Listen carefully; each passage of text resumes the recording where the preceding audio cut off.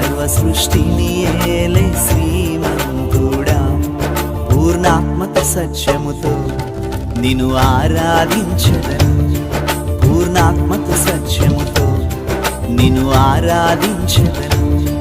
నా పూర్ణ బలముతో నిన్ను మహిమాపరచెదను, నా పూర్ణ బలముతో నిన్ను మహిమాపరచెదను.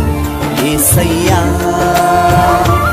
యేసయ్యా యేసయ్యా యేసయ్యా యేసయ్యా యేసయ్యా యేసయ్యా యేసయ్యా